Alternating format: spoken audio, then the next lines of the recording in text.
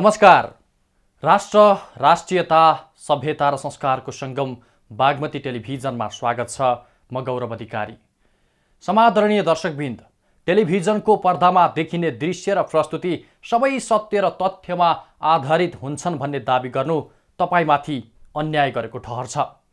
तथापि हामी तपाईलाई विश्वास दिलाउन चाहन्छौँ, हाम्रो यो प्रस्तुति सत्यको नजिक पुग्नेछ। तथ्य प्रस्तुत गर्दा चुक्ने छैन र यथार्थ खोज्ने कुरामा कन्जुसाइ गर्ने छैन। हामी चाहन्छौँ कार्यक्रम वार रुम प्रत्येक नेपालीको चुला चौकादेखि घाँस, बाँस र कपाससम्म सँगसँगै हिँड्न सकोस् र तपाईको लक्ष्य प्राप्तिको कोसेढुङ्गा साबित होस्। त्यसैले पनि हामी तपाईसँग अनुरोध गर्दछौँ, आउनुहोस्, हरेक समस्याको समाधान मिलेर खोजौँ। व्यथिति, अनियमितता र भ्रष्टाचारको जरो किलो खेलौँ र एउटा सभ्य समाज निर्माणको पहरेदार बनौँ।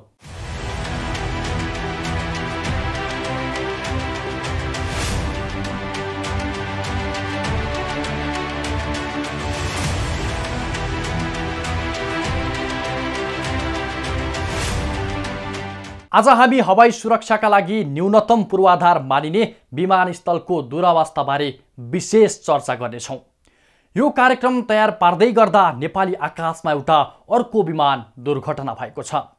72 जना सवार यति एयरको विमान काठमाडौँबाट पोखरा जाँदै गर्दा दुर्घटना भएपछि पुनः बहसमा आएको हवाई सुरक्षाको प्रश्न विमानस्थलको दुरवस्थासँग पनि जोडिन्छ। नेपालमा आवश्यकताभन्दा धेरै विमानस्थल छन्। यीमध्ये अधिकांश प्रयोगविहीन हुँदा घाँसे मैदानमा परिणत हुन थालेका छन्। हिमाली जिल्ला मनाङमा 12 वर्ष अघि 10 करोड रुपैयाँ लागतमा विमानस्थल निर्माण गरिएको थियो। समुद्री सतहबाट 11,000 फिट उचाइमा रहेको उक्त विमानस्थल विश्वकै अग्लो स्थानमा अवस्थित मध्ये एक मानिन्छ। तर 650 मिटर लामो धावन मार्गमा वर्षौंदेखि जहाजको टेकअफ र ल्यान्डिङ हुन सकेको छैन, किनकि नेपालमा आवश्यकताभन्दा ज्यादा विमानस्थल छन्। त्यसैले अधिकांश प्रयोगविहीन भएर घाँसे मैदानमा परिणत भएका छन्। यस्तो दुरवस्थाको बीचमा पनि सरकार भने नयाँ स्थानमा थप गर्ने होडमा लागेको छ। यसले सरकार करोडौं लगानीका बहुवर्षीय योजना के आधारमा सञ्चालन गरिरहेको छ भन्ने प्रश्न पार्छ। किनकि कयौं विमानस्थलमा उडान नभए पनि धेरै पटक धावन मार्ग कालो पत्रे गरिएको छ। अन्य मर्मत सम्हार र कर्मचारीको व्यवस्थापनमा पनि उत्तिकै खर्च भइरहेको छ। यही सूचीमा पोखरा र भैरह विमानस्थल थपिएका छन्।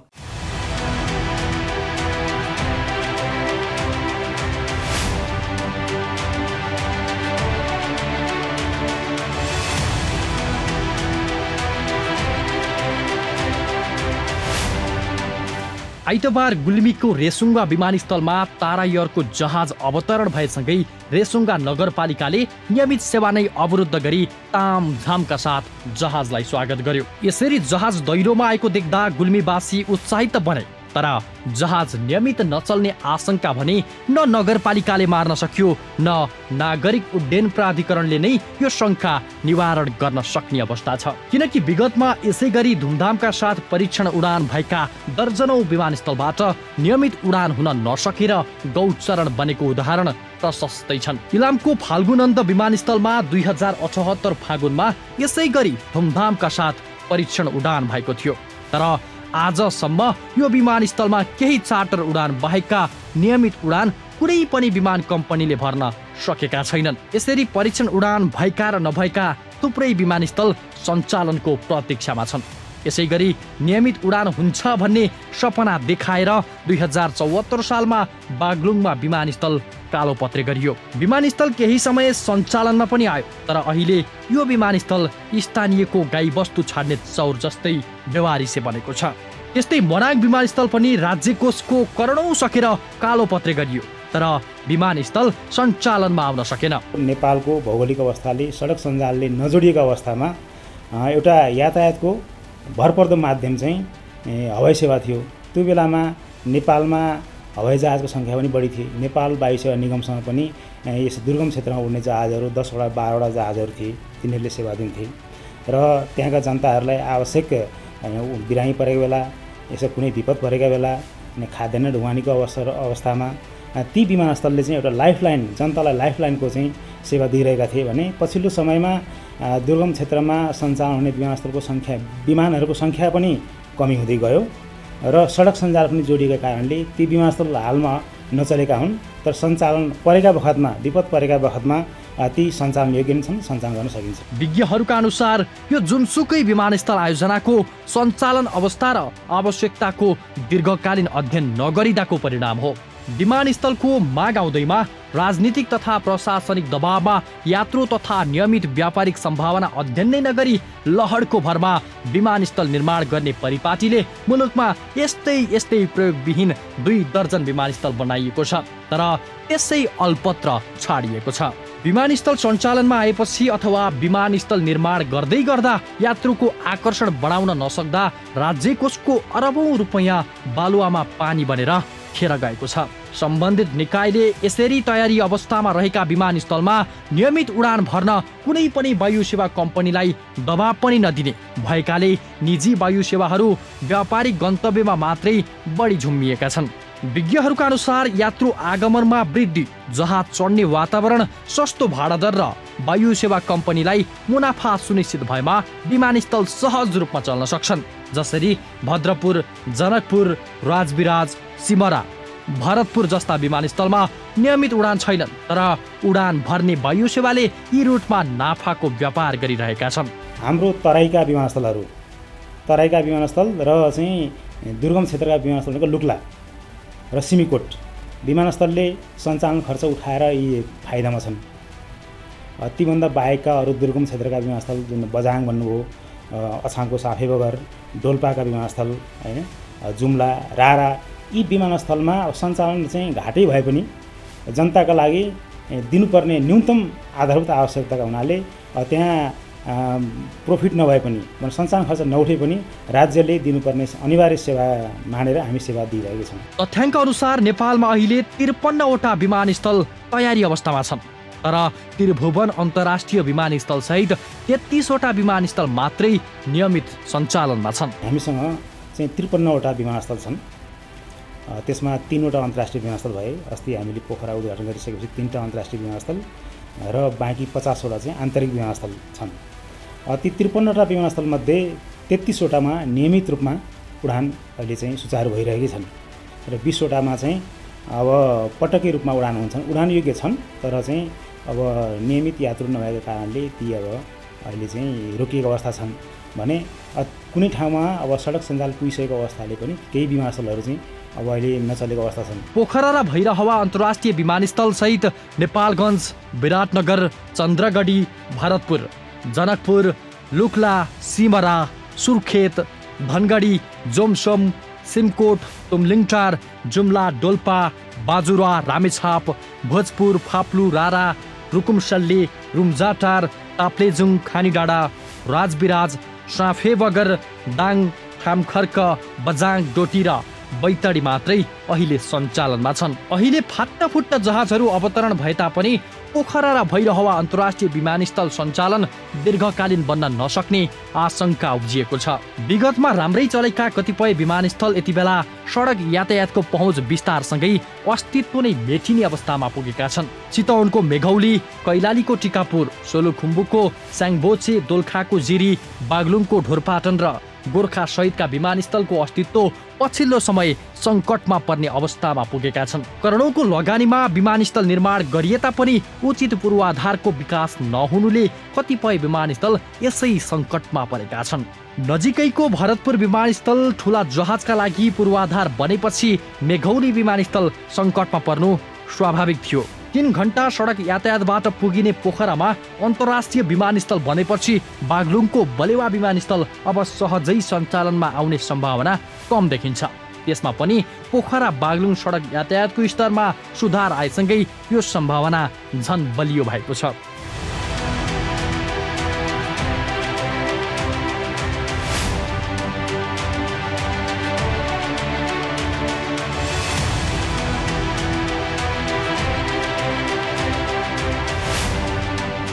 त्यस्तै दोलखाको जिरी विमानस्थल पनि नियमित उडान हुन नसकेर अल्पत्र अवस्थामा छ, किनकि नजिकैको लुक्ला विमानस्थलमा अत्याधिक उडान चाप छ। यसैको असर जिरी विमानस्थलले खेपेको हो। पर्यटकीय दृष्टिकोणले प्रशस्तै सम्भावना बोकेको मनाङ विमानस्थल पनि सञ्चालनमा आउन सकेको छैन।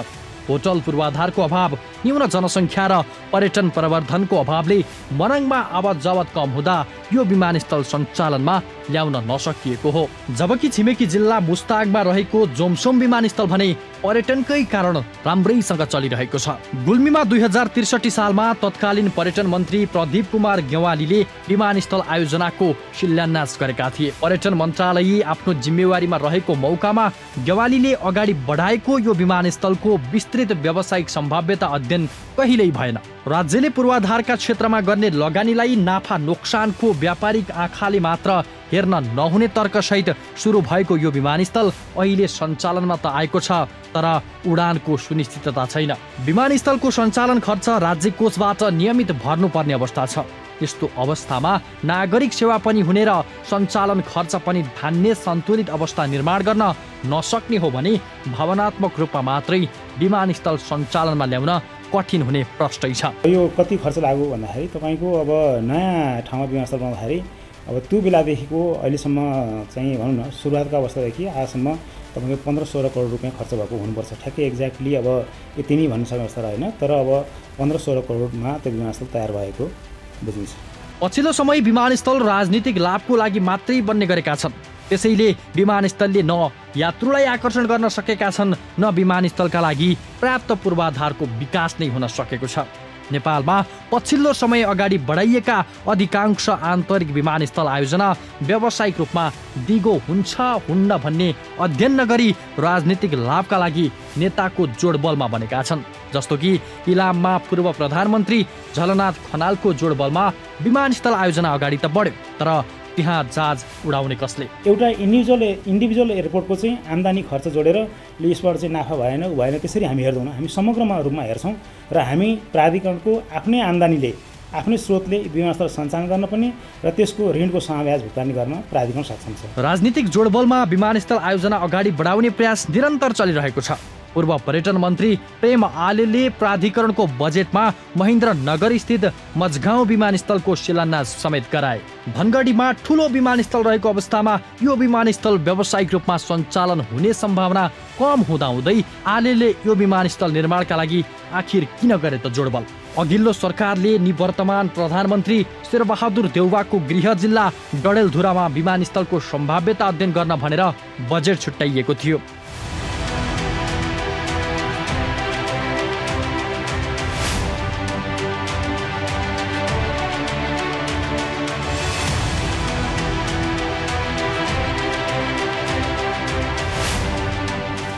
यता पूर्व प्रधानमन्त्री केपी शर्मा ओलीको जन्म जिल्ला तेह्रथुमको चुहान डाँडामा पनि विमानस्थल आयोजनाका लागि अहिले वातावरणीय प्रभाव मूल्याङ्कनको चरणमा पुगेको छ। त्यस्तै एमाले नेता गोकुल बास्कोटाको गृह जिल्ला काभ्रेमा र निवर्तमान परराष्ट्र मन्त्री डाक्टर नारायण खड्काको गृह जिल्ला उदयपुरमा समेत आन्तरिक विमानस्थल बनाउन निकै ठूलो जोडबल गरिएको छ।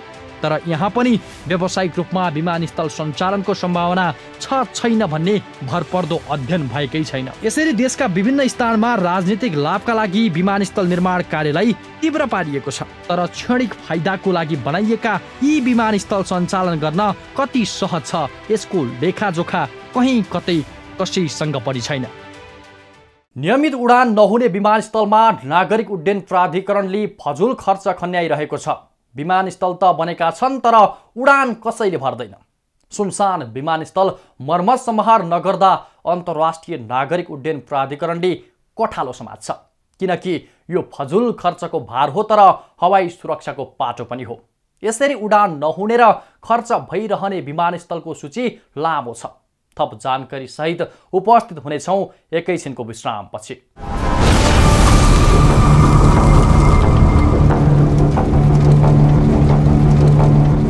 तपाईँ कार्यक्रम वार रूम हेरिरहनु भएको छ। नेपालमा हाल भएका 53 विमानस्थल मध्ये 19वटा विमानस्थल गाईबस्तुको चरण क्षेत्र भएका छन्। बागलुङ विमानस्थल, दार्चुला विमानस्थल, ढोरपाटन विमानस्थल, डोल्पा मसिनेचौर विमानस्थल, जिरी विमानस्थल, काङ्ले डाँडा विमानस्थलमा करोडौं खर्च भएको छ, तर वर्षौंदेखि आग्लो लागेको छ। यस्तै हालतमा लाङटाङ विमानस्थल, मनाङको हुम्दे विमानस्थल, मेघौली विमानस्थल, महेन्द्रनगर विमानस्थल, पालुङटार विमानस्थल र रोल्पा विमानस्थल पनि अल्पत्र छन्। राजनीतिक आडमा बनाइएको रोल्पा विमानस्थल, स्याङबोचे विमानस्थल, टिकापुर विमानस्थल, गुल्मी विमानस्थल, इलामको सुकीलुम्बा विमानस्थल, खिजी चण्डेश्वरी विमानस्थल, कालीकोट विमानस्थल र कमल बजार विमानस्थल पनि सञ्चालन नहुँदै गौचरणमा परिणत भएका छन्। यो राष्ट्रिय लज्जाको विषय हो।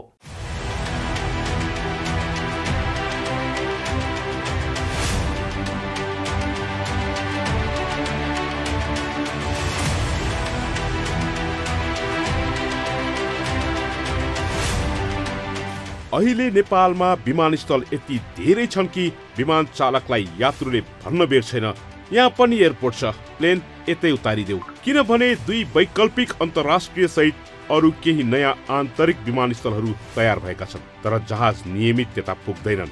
नयाँ विमानस्थल निर्माणका लागि आवश्यकता र दीर्घकालीन सञ्चालन सुनिश्चितता नहुँदा राज्यको अरबौं लगानी यसै गरी बालुवामा पानी पोखे जस्तै भएको छ। जस्तो भैरवा पनि हामीले तामझामको साथ उद्घाटन गऱ्यौँ। हाम्रो 8 महिनापछि अहिले आएर कुनै पनि अन्तर्राष्ट्रिय फ्लाइट त्यहाँ भएको छैन। एयरपोर्टै डोमेस्टिकको भरमा चल्नुपर्ने भयो। अब त्यहाँ गरेको लगानी के हुन्छ? त्यो बालुवामा पानी हाले जस्तो सर ठहरिएको छ। एउटा विमानस्थलदेखि अर्को विमानस्थलसम्मको दूरी हिमाली र पहाडी क्षेत्रमा कम्तीमा 20 टनिकल माइल र तराई तथा भित्री मधेसमा कम्तीमा 40 टनिकल माइल हुनुपर्ने कानुनी व्यवस्था छ। तर स्थानीय राजनीतिज्ञको दबाव र स्वार्थमा विस्तृत अध्ययन नै नगरी बनाइएका 11 वटा विमानस्थलको दूरी जम्मा 5.82 देखि 19.35 टनिकल माइल मात्र छ। रोड ट्रान्सपोर्टलाई राम्रो गर्नुस्, एयरपोर्ट बनाउने क्रमलाई रोक्नुस्। जहाँ अत्यधिक चाप छ फ्लाइटको, टुरिस्ट जान्छन्, त्यसलाई हामीले खर्च गर्नै पर्छ, त्यसलाई राम्रो बनाउनै पर्छ। होइन भने तपाईँको जिल्लै पछि चाहिँ एयरपोर्ट बनाउने हो भने त्यो सेतो हात्ती भइ नै रहेछ र त्यो चाहिँ नेपाल गभर्मेन्टले मात्र होइन, हामी नेपाली जनताको करले बनेको पैसाले चाहिँ त्यो एयरपोर्ट सञ्चालन भइरहेछ। त्यो चाहिँ लगानी गर्नु हुँदैन। 1 टनिकल माइल बराबर 1852 मिटर दूरी हुन्छ। यी विमानस्थल राजनीतिक दबावका कारण निर्माण भएको हुँदा हालसम्म पनि सञ्चालनमा आउन सकेका छैनन्। यसरी निर्माण भएका विमानस्थलमा राज्य कोषबाट 50 अर्ब 19 करोड 17 लाख रुपियाँ लगानी भइसकेको छ। तर उपयोगका दृष्टिले ती विमानस्थलको योगदान शून्य देखिन्छ। काठमाडौँ एयरपोर्टको कमाई वर्षको म्याक्सिमम 8 अरब छ भने अहिले खर्च मलाई लाग्छ पोखरा र भैरवा र अरू एयरपोर्टको हेर्दाखेरि 20 अरब वर्षमा पुग्छ जस्तो मलाई लाग्छ। अब यो पैसा कसरी रिटर्न गर्ने? यो पैसा कसरी यसलाई चाहिँ अब त्यो 8 अरबले 20 अरबलाई थेक्छ त? हो, यसमा पुनर्विचार गर्नै पर्छ। डोल्पाको मसिनेचौर र जुफाल विमानस्थल, अर्घाखाँचीको अदौली र गुल्मीको रेसुङ विमानस्थलको दूरी कानुनले व्यवस्था गरेको भन्दा निकै कम छ।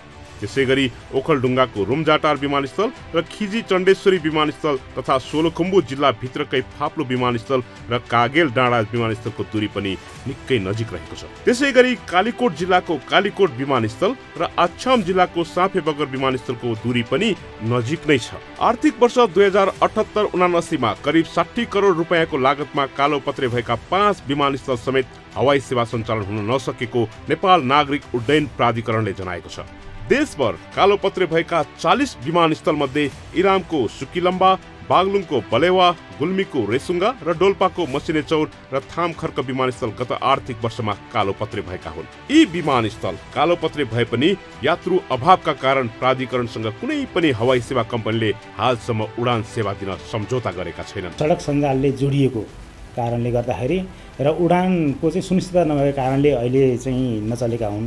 ती भनेको तपाईँले लिन सकिन्छ, जस्तै बागलुङ भयो, पालुङटार भए, होइन, त्यसपछि अब पूर्वमा जानुपर्ने रुम्जाटार भए, लामी डाँडा भए, त्यसपछि काङ्गेल डाँडा, पश्चिममा जानुपर्ने अब डोल्पाको मसिनेचौर विमानस्थल, रुकुमको चाहिँ चौरजारी विमानस्थल लगायतका अब चाहिँ 20 वटा विमानस्थल छन्। त्यहाँ अब चार्टर उडानहरू यस्तै निर्वाचनको बेलामा निर्वाचन सामग्रीहरू लिएर जाने, तपाईँको म्यादी प्रहरीहरूका चाहिँ सामग्रीहरू लिएर जाने, त्यस्तो उसमा चाहिँ प्रयोग भएका हुन्। तर अरू समयमा अब वायुयानको पनि कमीको कारणले नियमित रूपमा उडान नभएका मात्र हुन्। प्राधिकरणका अनुसार गत आर्थिक वर्षमा बागलुङको बलेवा विमानस्थलको धावन मार्ग कालोपत्रे गर्न 8 करोड 50 लाख, रेसुङ्गा विमानस्थलको धावन मार्ग कालोपत्रे गर्न 7 करोड 50 लाख र मसिनेचौर विमानस्थलको धावन मार्ग कालोपत्रे गर्न प्राधिकरणले 12 करोड 50 लाख रुपियाँ खर्च गरेको थियो। तर राजनीतिक दबावका कारण निर्माण भएका यी विमानस्थलमा नियमित विमान उडान अवतरण हुन सकेको छैन। आन्तरिक उडानमा रहेका वायु सेवाको जहाजको संख्या कम हुनु, विमानस्थल निर्माण सम्पन्न हुनु पूर्व नै सडक सञ्जाल पुग्नु, यात्रुको संख्या कम हुनु र व्यावसायिक फाइदा नभएपछि निजी हवाई कम्पनीले उडानमा चासो नदेखाउँदा यी विमानस्थल सञ्चालनमा आउन नसकेको सम्बन्धित निकायको भनाइ छ। अब एउटा कुरा चाहिँ के भने, अब मैले हेर्छु जिल्लै पछि चाहिँ हामीलाई विमानस्थल चाहियो भनेर मान्यज्यूहरू, नेताजीहरू हैन, जनताहरू आउनुहुन्छ र त्यो कुरालाई चाहिँ हामीले अहिलेसम्म चाहिँ मलाई लाग्छ हामीले चाहिँ त्यो कुरालाई हुन्छ मात्रै भनेको छौँ। हामीले किन चाहियो, किन चाहिँदैन, त्यसको प्रतिफल के हो भनेर हामीले चाहिँ एनालाइसिस कर्मचारी भएको नाताले गरेको मैले देख्दिनँ। जस्तो यहाँलाई एउटा उदाहरण दिउँ, नेपालमा डोमेस्टिक जहाजको सङ्ख्या चाहिँ 51 छ भने एयरपोर्टको सङ्ख्या 53 छ। अब आफै विचार गर्नुहोस्, 53 एयरपोर्टमा 51 जहाजले चाहिँ कतिवटा चल्ने, त्यसमा पनि 53 एयरपोर्टमा राम्रोसँग चल्ने भनेको 20-22वटा एयरपोर्ट मात्रै हो, अरू सबै अहिले बन्द छन्। यही दुरावस्था अब पोखराको क्षेत्रीय अन्तर्राष्ट्रिय विमानस्थलले भोग्दैछ। यो विमानस्थल हस्तान्तरण भएको वर्ष दिनपछि बल्ल उद्घाटन भएको छ। तर ठुला विमान सेवाले सोझै पोखरामा उडान तथा अवतरण गर्ने सम्भावना नै छैन। तर 3 किलोमिटर पश्चिममा रहेको पुरानो आन्तरिक विमानस्थलमा विमानको चाप भ्याइ नभ्याइ हुन्छ।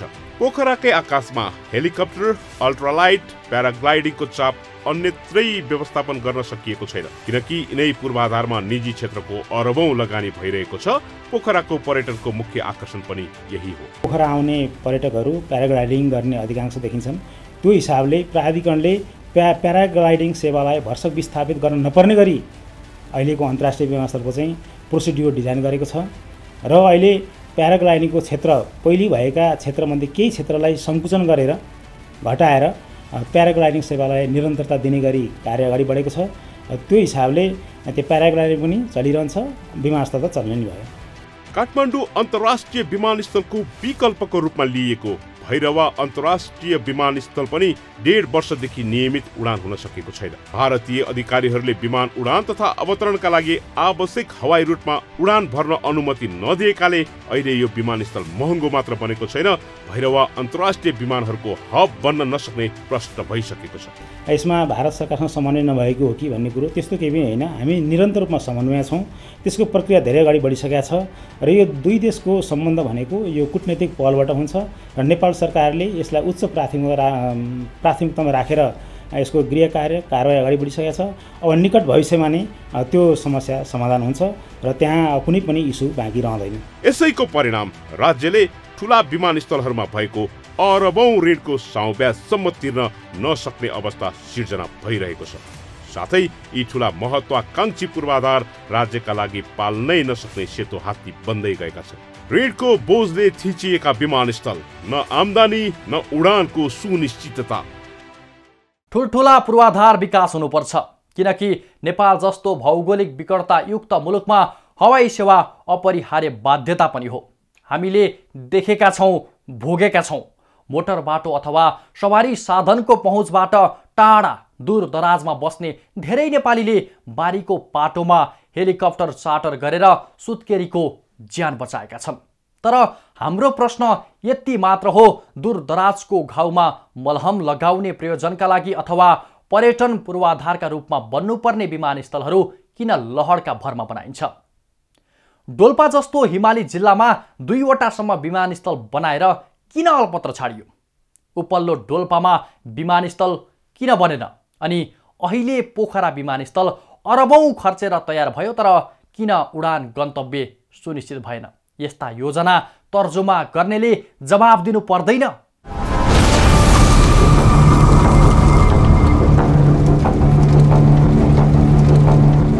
दुर्घटना आफैमा दुःखद हुन्छ।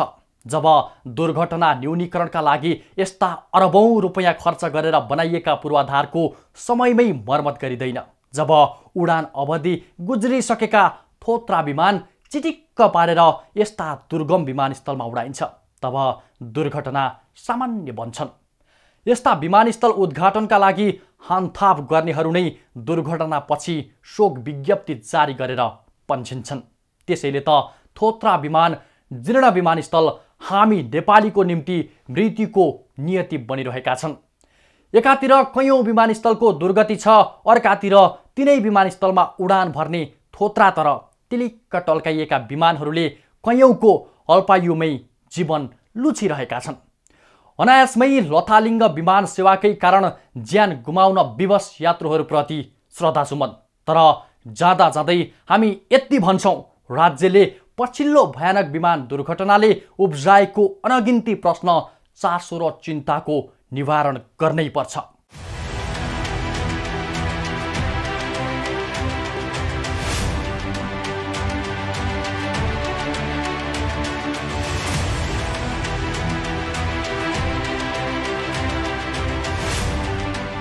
विकृति, विसङ्गति र भ्रष्टाचार हाम्रा दुश्मन हुन्। ती दुश्मनहरूको दोहोलो काट्ने काममा हामी कदापि पछि हट्ने छैनौँ। मात्र हामीलाई तपाईको साथ र सहयोग चाहिन्छ। तपाईको वरपर छरछिमेकमा पनि यस्ता विकृति, विसङ्गति र भ्रष्टाचारका गतिविधि भइराखेका छन् भने त्यस्तो सुइँको पाउन साथ हामीलाई जानकारी दिनुहोला। हामी तुरुन्त उपस्थित हुनेछौँ। चिन्ता नलिनुहोस्, तपाईको पहिचान हामी गोप्य राख्नेछौँ। हवस् त, आजलाई वार रुम यति नै। हेर्दै रहनुहोला राष्ट्र, राष्ट्रियता, सभ्यता र संस्कारको सङ्गम बागमती टेलिभिजन। नमस्कार।